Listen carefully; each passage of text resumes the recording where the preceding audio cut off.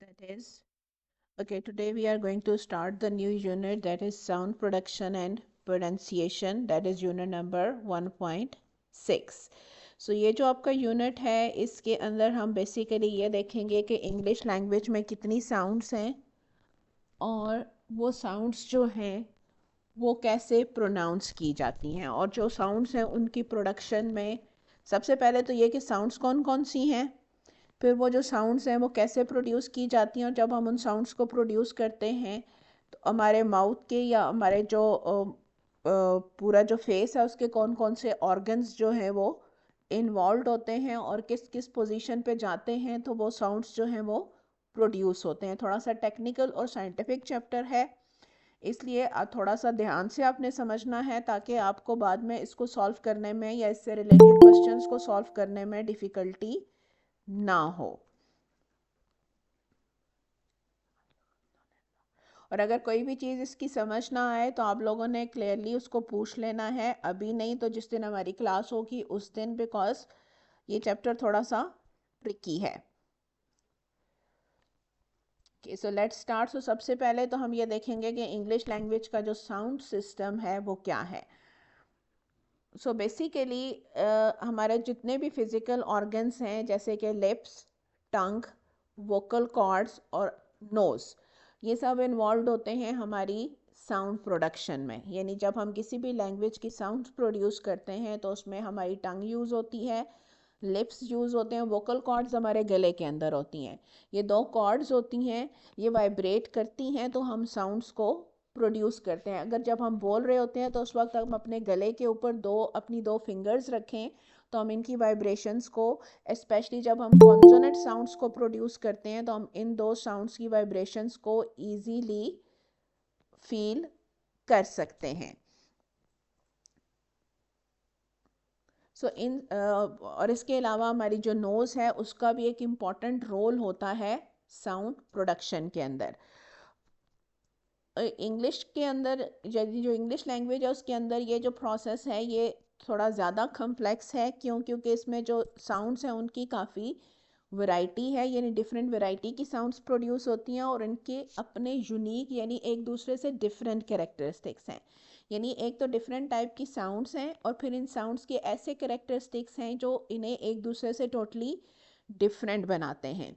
अब जो बेसिक या प्राइमरी कैटेगरीज हैं इंग्लिश साउंड्स की वो दो हैं, एक तो वाउल्स और दूसरी कॉन्सोनेंट्स। यानी इंग्लिश में दो कौन सी हम बेसिक कैटेगरीज की साउंड्स प्रोड्यूस करते हैं, वाउल साउंड्स और कॉन्सोनेंट साउंड्स।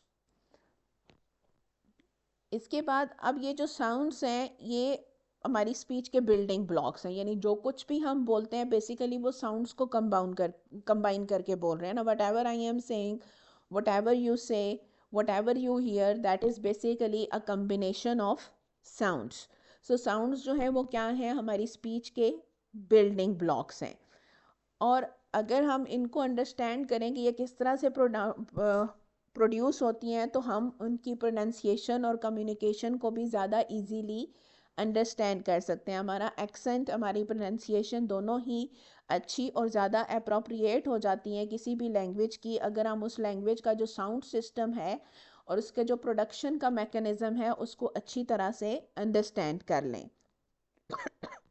मीनिंग अगर हम इंग्लिश लैंग्वेज के साउंड सिस्टम को और वो साउंड्स किस तरह से प्रोड्यूस होती हैं उसको अगर हम सही से अंडरस्टैंड कर लें और उसको प्रैक्टिस करें तो हम इंग्लिश की जो प्रोनाउंसिएशन है और जो हमारा जो एक्सेंट है वो भी इम्प्रूव हो जाएगा। So basically we are saying that there are two types of sounds in English language, one is vowels and the second one is consonants. अब वाउल्स और कॉन्सोनेंट्स में साउंड प्रोडक्शन की सेंस में क्या डिफरेंस है कि वाउल साउंड्स वो sounds हैं कि जब हम इनको प्रोड्यूस करते हैं तो हमारा जो वोकल ट्रैक है यानी हमारे वोकल कॉर्ड्स, माउथ, नोज़, इन सब के अंदर कहीं भी जो एयर है वो रुकती नहीं है, उसमें कोई भी ऑब्स्ट्रक्शन नहीं आती। ऑब्स्ट्रक्शन कहते हैं रुकावट को, कोई भी ऑब्स्ट्रक्शन नहीं आती, meaning air flows freely through the vocal track without any significant obstruction. उसका मीनिंग क्या हुआ कि एयर जो है वो हमारे पूरे के पूरा जो वोकल ट्रैक यानी वो जो बोलने का मैकेनिज़्म है उसके अंदर से इजीली गुजर जाती है, कहीं किसी जगह उसको रोका नहीं जाता, तो that is known as vowel sound. जैसे ओ, जब आप ओ बोलते हैं तो खुद उसको अगर आप अभी बोल के भी देखें तो कहीं पे भी एयर जो है वो इस साउंड को प्रोड्यूस करते हुए रुक नहीं रही। आ में भी आपकी जो साउंड है वो कहीं पे भी एयर जो है वो जब अंदर से लंग्स से बाहर आ रही है तो वो कहीं पे भी रुक नहीं रही। So that is why we call it vowel sound, कि इसमें हमारी एयर जो है वो किसी भी वक्त, जो हमारा एयर का जो फ्लो है हमारे वोकल ट्रैक में, वो किसी जगह पे भी ऑब्स्ट्रक्ट नहीं हो रहा, यानी उसको रोका नहीं जा रहा। और जो हमारे माउथ की जो शेप है और जो टंग की पोजीशन है वो डिटरमिन करती है कि हमने किस टाइप की वाउल साउंड प्रोड्यूस की है। यानी वाउल साउंड्स में भी फिर मज़ीद कैटेगरीज हैं। ठीक है, पहले तो हमारे पास दो मेन साउंड्स की कैटेगरीज होगी ना, एक वाउल्स हो गई और दूसरी कॉन्सोनेंट्स हो गई। अब उसमें फिर हमारे पास वाउल साउंड्स की भी सब कैटेगरीज हैं। अब वो सब कैटेगरीज फिर कैसे बनती हैं? जब हम एक वाउल साउंड को प्रोड्यूस करते हैं तो उसको प्रोड्यूस करते हुए हमारे माउथ की क्या शेप थी और उस वक्त हमारे माउथ के अंदर हमारे टंग की क्या पोजीशन थी, उस हिसाब से हम डिटरमिन करते हैं कि कौन सी वाउल साउंड जो है वो किस कैटेगरी के अंदर फॉल करती है। अब वाउल जो है वो इंग्लिश लैंग्वेज के हर वर्ड का या साउंड सिस्टम का कोर है, यानी मेन पार्ट है। कोई भी जो सिलेबल है इंग्लिश लैंग्वेज का वो वाउल साउंड के बगैर कंप्लीट नहीं होता। यानी कॉन्सोनेंट साउंड के बगैर तो कोई सिलेबल हो सकता है, लेकिन वाउल साउंड के बगैर कोई सिलेबल इंग्लिश लैंग्वेज में एग्जिस्ट नहीं कर सकता। सो बेसिकली वाउल साउंड्स की करेक्टरिस्टिक्स क्या हैं? पहली करेक्टरिस्टिक ये है कि हमारे वोकल ट्रैक में जो एयर है वो फ्रीली फ्लो करती है। दूसरी करेक्टरिस्टिक क्या है कि अगर हमने ये डिटरमिन करना हो कि कौन सी वाउल टाइप की वाउल साउंड प्रोड्यूस हुई है तो हम माउथ और टंग की पोजीशन से डिटरमिन करते हैं। तीसरा ये कि इंग्लिश लैंग्वेज में कोई भी सिलेबल जो है वो वाउल साउंड के बगैर नहीं हो सकता। If there is a syllable it must have a vowel sound. ये क्या चीज़ें हो गई? ये कैरेक्टरिस्टिक्स हो गई वाउल साउंड्स की।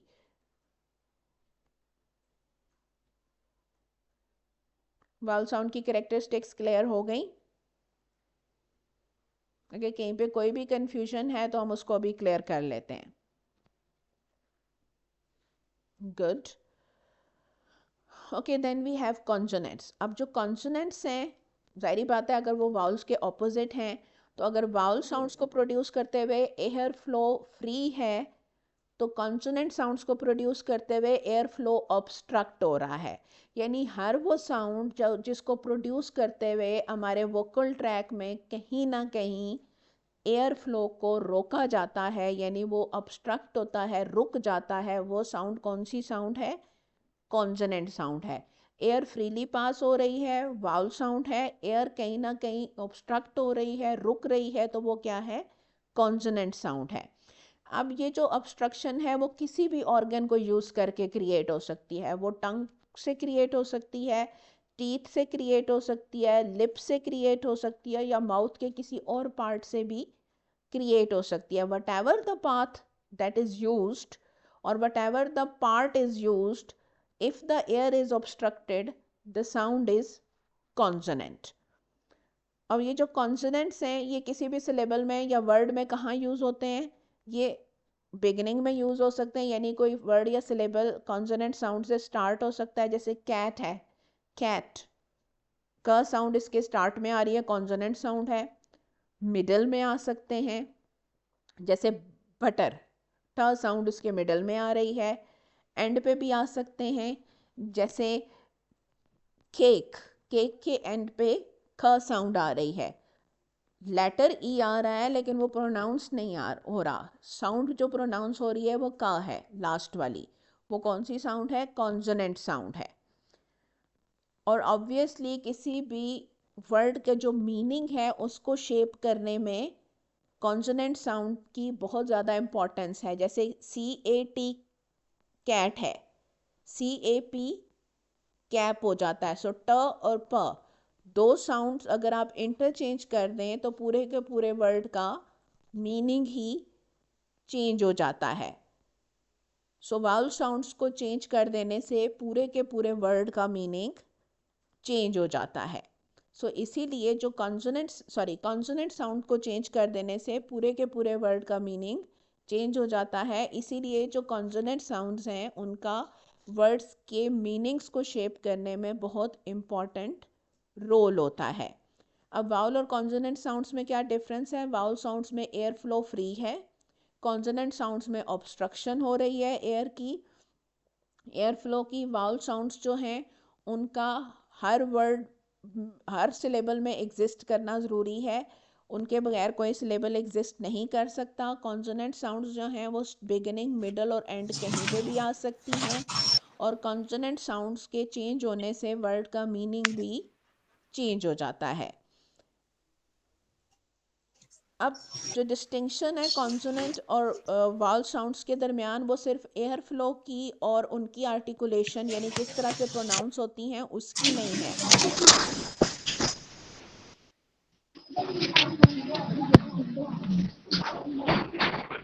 अब जब हम एयर को रोकते हैं तो साउंड्स का पैटर्न डिफरेंट हो जाता है। जब हम एयर को फ्रीली प्रोड्यूस होने देते हैं, मूव होने देते हैं, तो साउंड का जो पैटर्न है वो डिफरेंट हो जाता है। So that is the difference between vowel and consonant sounds in terms of production.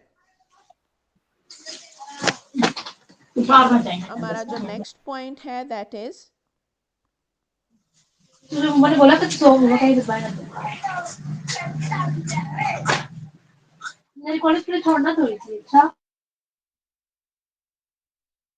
हमारा जो नेक्स्ट टॉपिक है दैट इज स्पीच ऑर्गन्स। बहुत इंपॉर्टेंट टॉपिक है, आपने इसको याद करना है और पेपर में क्वेश्चन आ सकता है इस पर, और आपने उसको क्लियर कट लिखना है कि कौन सा ऑर्गन कैसे यूज़ होता है किस साउंड की प्रोडक्शन में। अब हमारे जो स्पीच ऑर्गन्स यूज़ होते हैं साउंड प्रोडक्शन में, उनमें सबसे पहले टंग, लिप्स, टीथ, वोकल कॉर्ड्स और नेज़ल कैविटी। नेज़ल कैविटी यानी हमारी नाक की जो पूरी कैविटी बनती है उसके अंदर सारी की सारी, वो सारी यूज़ होती है साउंड प्रोडक्शन में। और हर ऑर्गन का अपना एक स्पेसिफिक रोल है डिफरेंट साउंड्स की प्रोडक्शन में और उनको शेप देने में। सबसे पहले हम देखते हैं कि टंग क्या रोल प्ले करती है। ज़ाहिर बात है सबसे क्रिटिकल ऑर्गन है, इसके बगैर हम बोल ही नहीं सकते। साउंड्स तो प्रोड्यूस कर सकते हैं लेकिन वर्ड्स को फार्मूलेट नहीं कर सकते, क्योंकि बहुत सारी साउंड्स ऐसी हैं जो टंग के बगैर प्रोड्यूस ही नहीं हो सकती। अब टंग इसलिए भी सिग्निफिकेंट है कि ये हमारे पूरे वोकल ट्रैक का वो वाहिद ऑर्गन है जो फ्रीली मूव कर सकता है किसी भी डायरेक्शन में। ये डिफरेंट शेप्स ले सकता है, इसीलिए ये बहुत बड़ी रेंज है साउंड्स की जिनकी प्रोडक्शन में यूज़ होता है। वाउल्स के लिए जो टंग है वो डिफरेंट हाइट्स पे मूव होती है, यानी हाई हो जाती है, मिड लेवल पे होती है, लो लेवल पे होती है। यानी जब हम टंग को हाइट को ऊपर की तरफ रेस करके कोई साउंड प्रोड्यूस करते हैं तो वो डिफरेंट वाउल साउंड होती है। बिल्कुल सेंटर में रख के टंग को अगर हम कोई साउंड प्रोड्यूस करें तो वो डिफरेंट वाउल साउंड होती है। अगर उसको बिल्कुल नीचे ले जाएं माउथ के नीचे वाले हिस्से पे और फिर साउंड प्रोड्यूस करें तो वो डिफरेंट वाउल साउंड होती है। फिर इसकी जो टंग की जो पोजीशन है कि माउथ के अंदर वो किस जगह पे है, यानी फ्रंट पे है, सेंटर में है, या माउथ की बैक में है, यानी माउथ की बैक पे रेज हो रही है, तो उस हिसाब से भी साउंड्स जो हैं वो चेंज हो जाती हैं कि हमने टंग को कहाँ रखा है मुंह के अंदर।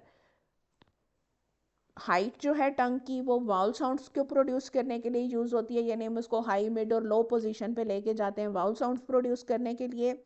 पोजीशन इसकी हम चेंज करते हैं कॉन्सोनेंट साउंड्स को प्रोड्यूस करने के लिए, यानी फ्रंट, सेंटर और बैक पे ले जाते हैं हम इसको कॉन्सोनेंट साउंड्स प्रोड्यूस करने के लिए।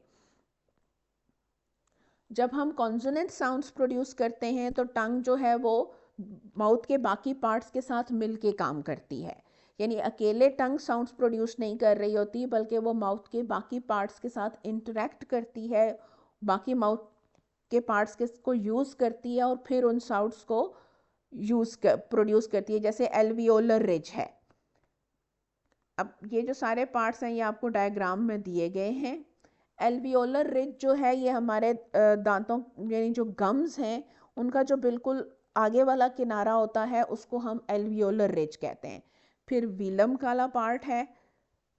1 मिनट में आपको इनकी पिक्चर्स भी दिखा देती हूँ ताकि आपको ज़्यादा क्लियर हो जाए।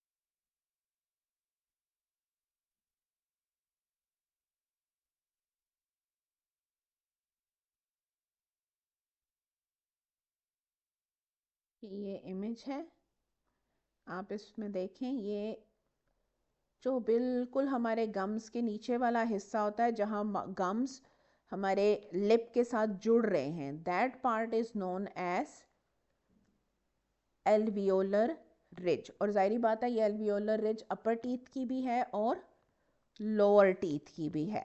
सो that is known as alveolar ridge, जहाँ पे हमारे दांत हमारे गम्स के साथ जुड़े हुए हैं, that is known as alveolar ridge. Then the second part was velum.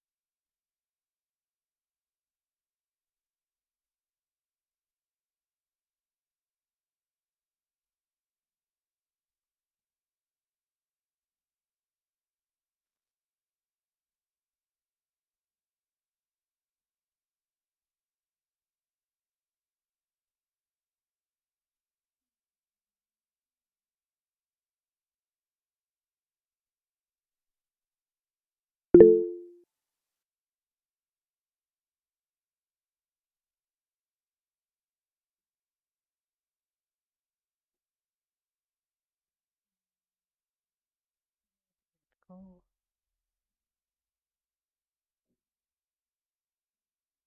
Okay, so this part is basically velum in our mouth. टंग है, आपका जो अपर माउथ का जो ऊपर वाला हिस्सा है वहाँ पे बिल्कुल जो सेंटर वाला पार्ट है that is velum. So I hope ये पार्ट्स आपको क्लियर हो गए हैं।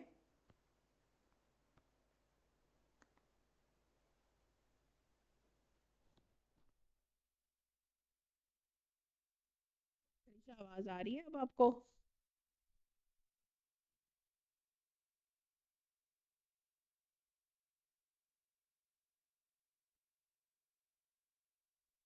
गुड।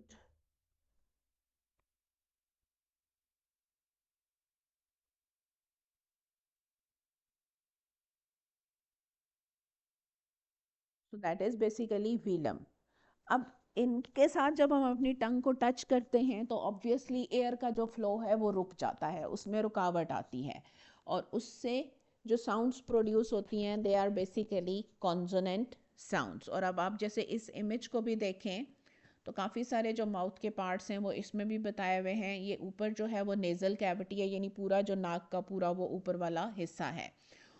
उसके बाद ये हमारा जो माउथ की जो ऊपर वाला फ्लोर है उसको हम पैलेट कहते हैं, ठीक है, माउथ की जो रूफ है दैट इज़ पैलेट।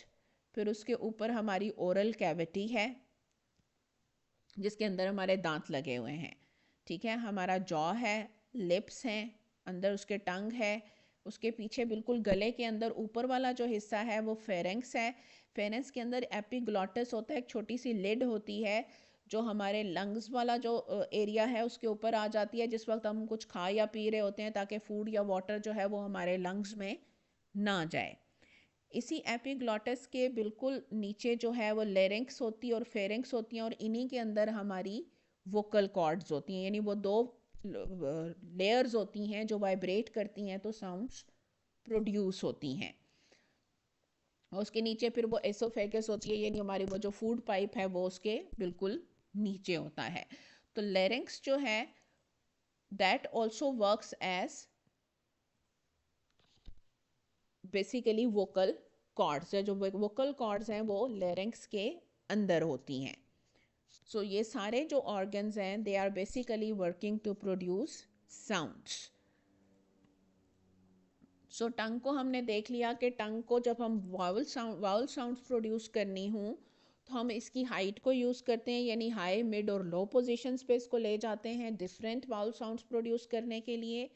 और अगर हमने कॉन्सोनेंट्स प्रोड्यूस करने हों तो हम इसकी पोजीशन को चेंज करते हैं, यानी फ्रंट सेंटर और बैक पे लेके जाते हैं इसको in order to produce different consonant sounds.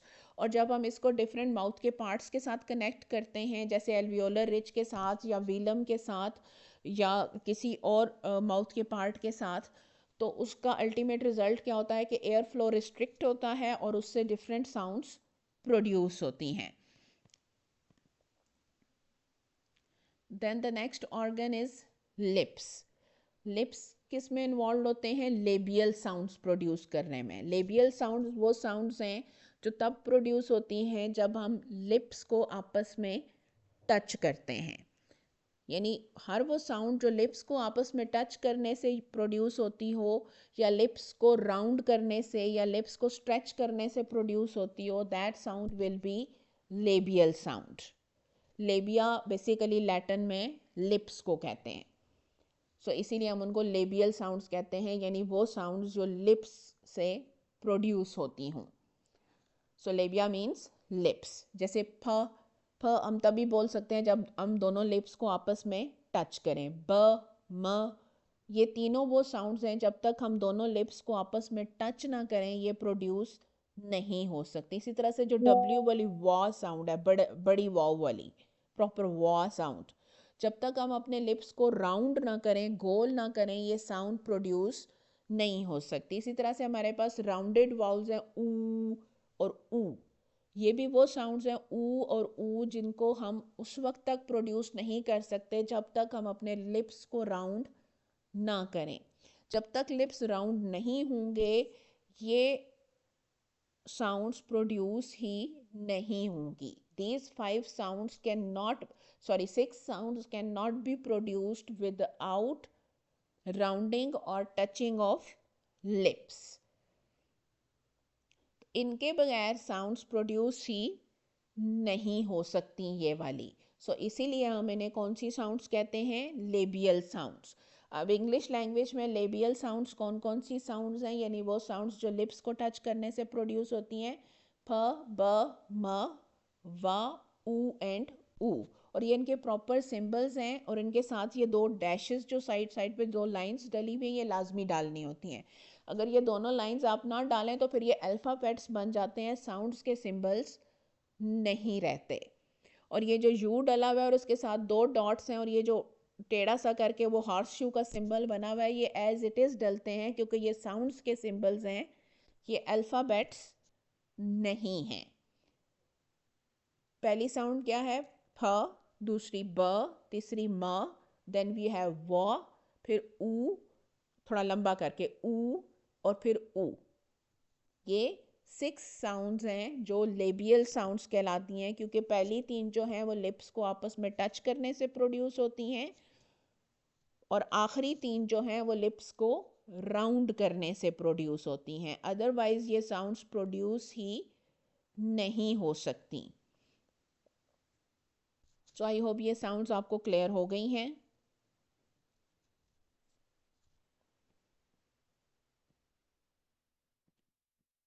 कि फिर आ गई हमारे पास टीथ और एल्वियोलर रिज।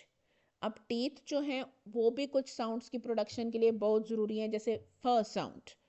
फर्स्ट साउंड तभी प्रोड्यूस होती है जब हम अपने ऊपर वाले टीथ को नीचे वाले लिप के साथ टच करें।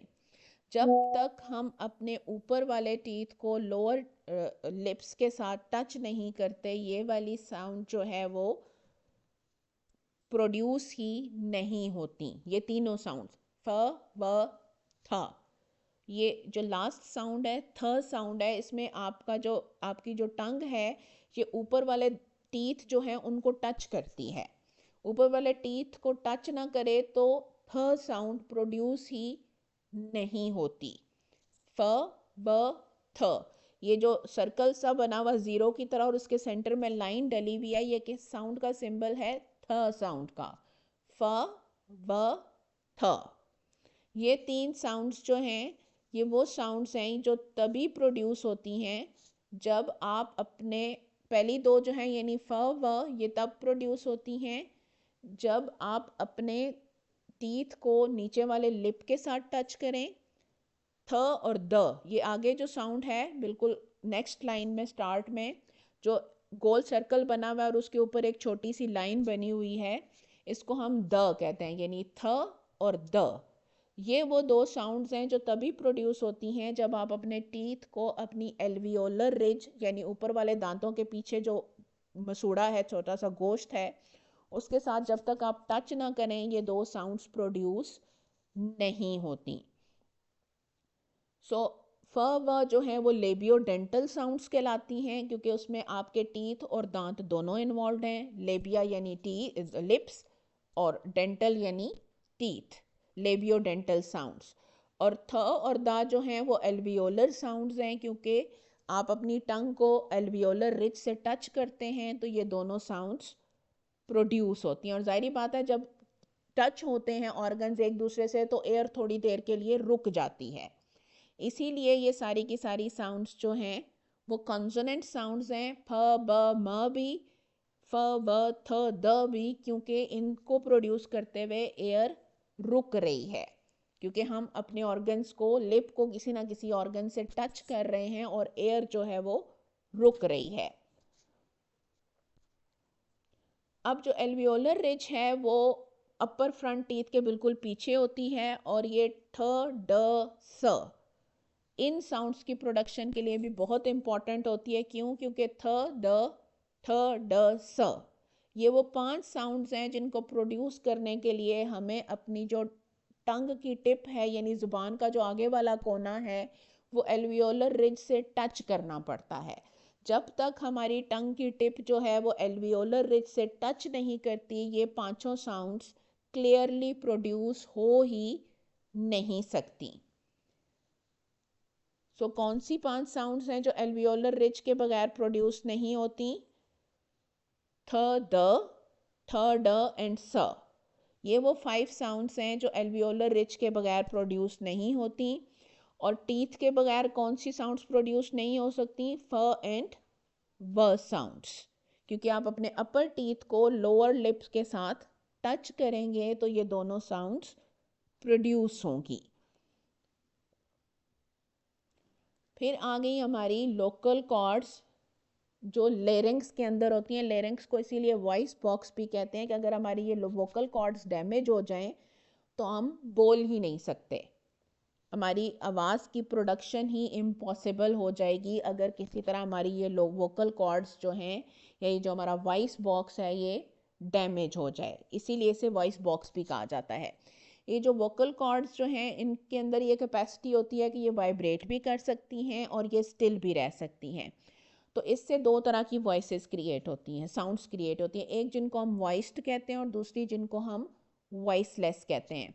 अगर हम अपनी फिंगर को अपनी लेरिंग्स के ऊपर रखें और एक साउंड को प्रोड्यूस करें और अगर हमें यहाँ वाइब्रेशन फील हो तो वो साउंड वॉइस्ड कहलाती है, और अगर हमें यहाँ वाइब्रेशन फील ना हो तो वो साउंड वॉइसलेस कहलाती है। तो वॉइस्ड साउंड्स कौन सी होती हैं? जिनको प्रोड्यूस करते हुए वोकल कॉर्ड्स वाइब्रेट करें। और वॉइसलेस साउंड्स कौन सी होती हैं? जिनको प्रोड्यूस करते हुए वोकल कॉर्ड्स वाइब्रेट ना करें। जैसे ब और फ हैं, इन दोनों में डिफरेंस क्या है कि ब जब हम बोलते हैं तो वोकल कॉर्ड्स वाइब्रेट करती हैं और फ जब हम बोलते हैं तो वोकल कॉर्ड्स वाइब्रेट नहीं करती। तो फ और ब दोनों लेबियल साउंड्स हैं, यानी दोनों को ही प्रोनाउंस करने के लिए हमें अपने लिप्स बंद करने पड़ते हैं, दोनों कॉन्सोनेंट साउंड्स हैं, लेकिन दोनों में डिफरेंस क्या है कि ब वॉइस्ड है, फ जो है वो वॉइसलेस है। क्यों? क्योंकि ब बोलने के लिए हमारी वोकल कॉर्ड्स वाइब्रेट करती हैं, फ बोलने के लिए हमारी वोकल कॉर्ड्स को वाइब्रेट नहीं करना पड़ता। सो that is the difference between voiced and voiceless sounds के जो हमारी लेरिंग्स यानी वॉइस बॉक्स है यानी वोकल कॉर्ड्स हैं, वो अगर वाइब्रेट करेंगी तो साउंड वॉइस्ड होगी, अगर वो वाइब्रेट नहीं करेंगी तो साउंड वॉइसलेस हो गई। फिर जो हमारा लास्ट ऑर्गन है दैट इज़ नेज़ल कैविटी, और नेज़ल कैविटी से इंग्लिश लैंग्वेज में 3 साउंड्स प्रोड्यूस होती हैं, म न अंग। जैसे मॉर्निंग, हम उसमें ग पूरा प्रोनाउंस करते हैं, इंग्लिश लैंग्वेज में ग जो है मॉर्निंग इवनिंग का कभी भी प्रोनाउंस नहीं होता, साउंड प्रोनाउंस होती है, हल्का सा ग पूरा कभी भी प्रोनाउंस नहीं होता। जैसे ING जहाँ भी लगता है जो फाइनल जी है वो पूरा प्रोनाउंस नहीं होता, इट्स हल्का सा बिल्कुल। सो म न ये 3 साउंड्स ऐसी हैं जिनको जब हम प्रोनाउंस करते हैं तो हमारे ओंठ जो हैं वो बंद हो जाते हैं पहली 2 साउंड्स के लिए, और तीसरी साउंड के लिए जो हमारी टंग है वो माउथ की रूफ के साथ टच हो जाती है, तो सारी की सारी एयर रुक जाती है। जब सारी की सारी एयर रुक जाती है तो एयर कहाँ से निकल रही है? एयर जब तक बाहर नहीं आएगी साउंड भी प्रोड्यूस नहीं होगी। तो एयर कहाँ से बाहर आती है? नाक से। जब एयर नाक से बाहर आ रही है तो साउंड भी फिर कैसी होगी? नेज़ल, यानी जैसे नाक से आवाज़ आती है। जैसे किसी का गला अगर ख़राब हो, नाक बंद हो, तो जैसी साउंड्स आती हैं ना उस तरह की साउंड प्रोड्यूस होती है, म न ऊँ। तो that is why they are known as nasal sounds, क्योंकि ये वो साउंड्स हैं जिनको प्रोड्यूस करते हुए एयर जो है वो हमारे माउथ से नहीं बल्कि हमारी नाक से बाहर आती है। So that is why they are called nasal sounds. So air flows through the nose rather than the mouth, और इसीलिए ये जो साउंड्स हैं इनको एक डिस्टिंक्टिव सी नेज़ल क्वालिटी मिल जाती है, और इसीलिए ये साउंड्स नेज़ल साउंड्स कहलाती हैं। और इंग्लिश लैंग्वेज में 3 नेज़ल साउंड्स हैं, म न अंग। आई होप ये सारे पॉइंट्स आपको क्लियर हो गए होंगे।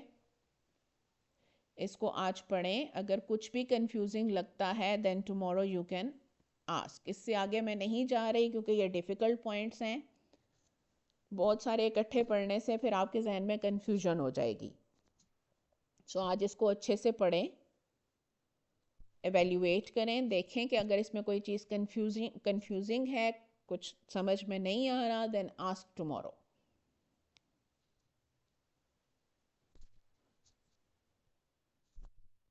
All right, if there are no questions, then we can sign off for today. See you tomorrow, inshallah. Allah Hafiz.